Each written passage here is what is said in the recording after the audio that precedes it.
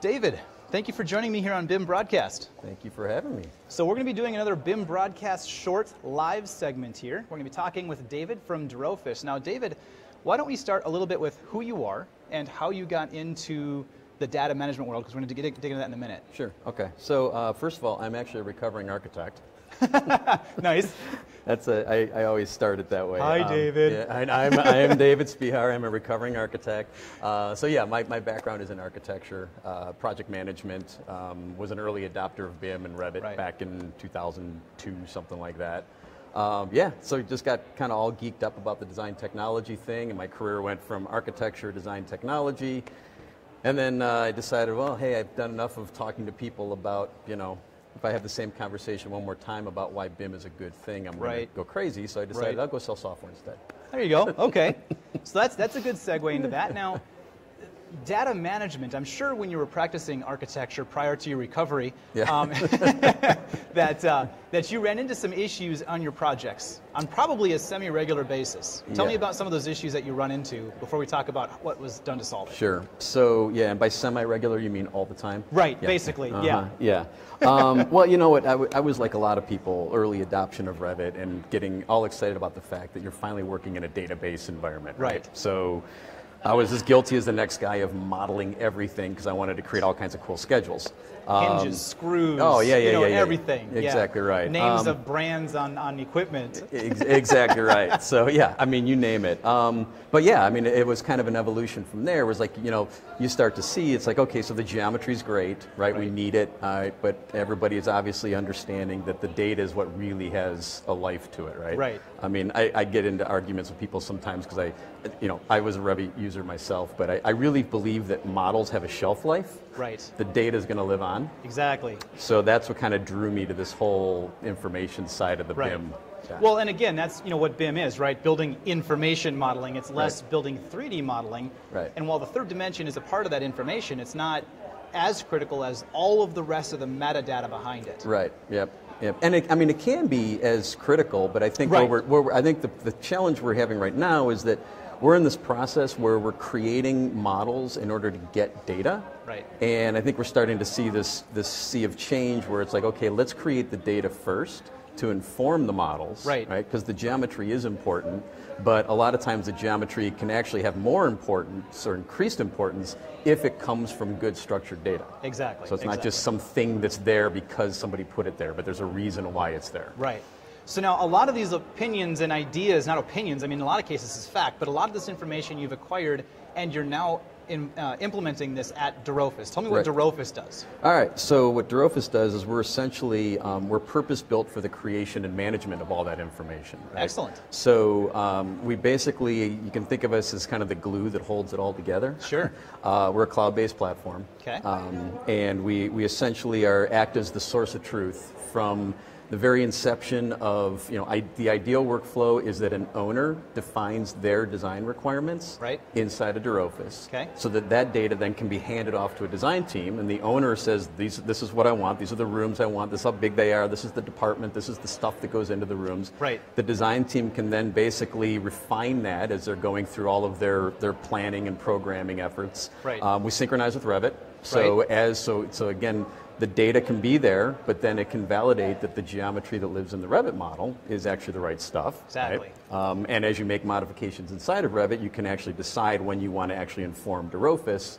So we give you that flexibility to then basically validate design requirements against model development. Right. And then the information lives on. So we then have the ability for contractors to participate. Right. So now I, as the architect or as the engineer, said, this is what I want in the building. You, as the contractor, as you build it, say, this is what I actually gave you. Yeah. And it's all just adding information into a central platform. Right. And then ultimately, we have the ability to hand off and communicate with different FM platforms through Excels, through our API. Yep. Kobe's a big one these days. So we're Kobe's like huge. Yeah. So we've got a pretty good workflow for getting data into a Kobe format. Excellent. So that's basically what we do. Awesome. Now, question about that. Go back to the very beginning of this. You were saying that ideal workflow is to have the client or the owner starting by inputting data. Now, is this them sort of kicking off a dRofus project, or is this like the architecture firm helping to guide them into this decision making? Because they don't, I don't think in a lot of cases clients really know what they want. That's why they hire the architect. That's one of the reasons why they hire the architect. Exactly right. But so we do have some owner clients that actually know what they want, right? Oh, sure. So and those are the ones where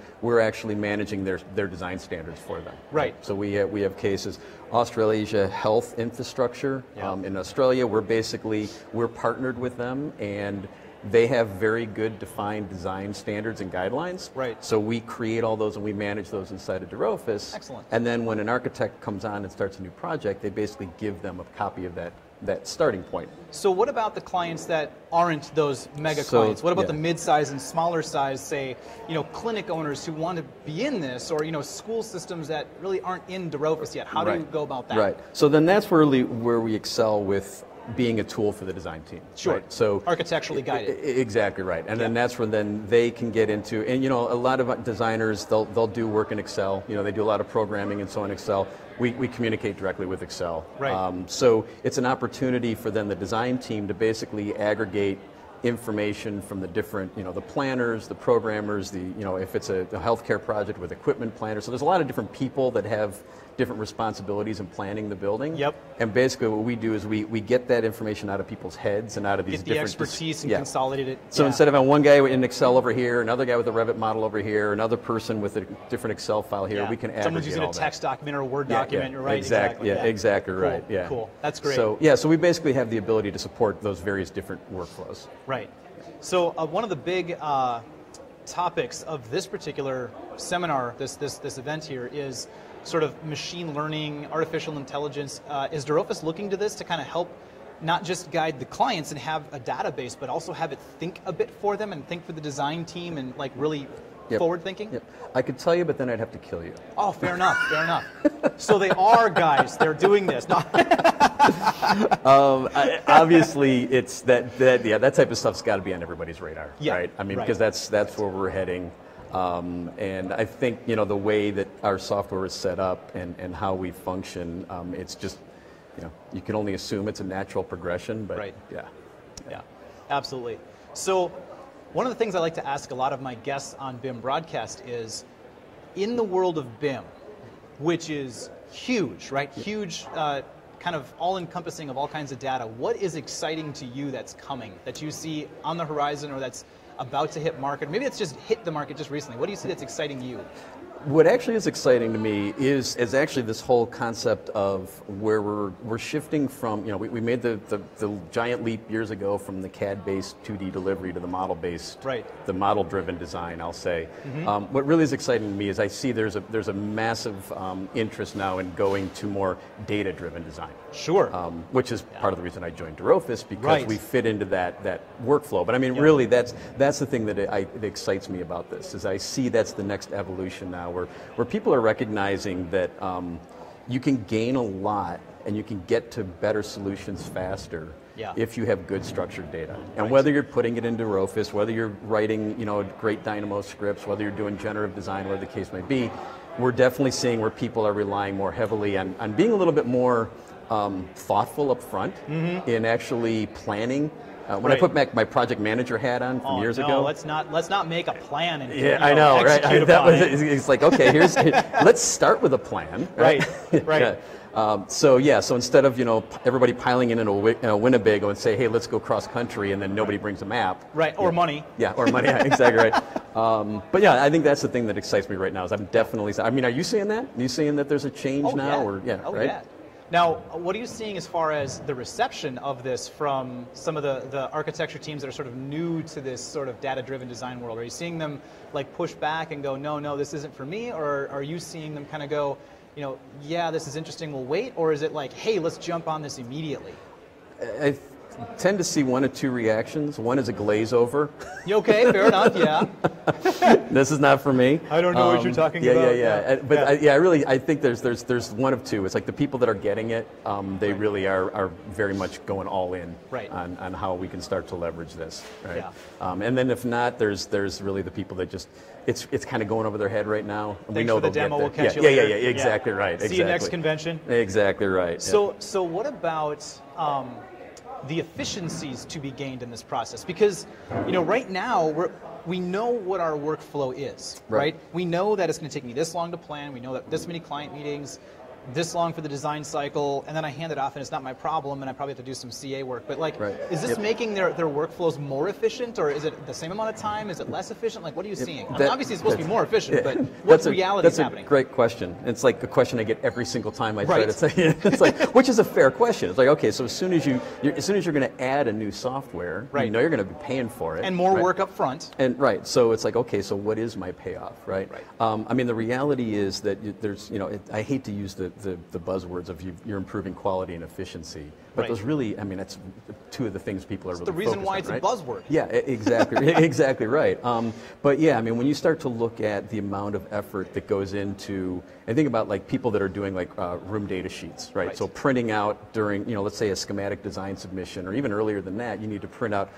You need to validate that everything that the client wants is in every single room in the building, right? And that's done through room data sheets, right?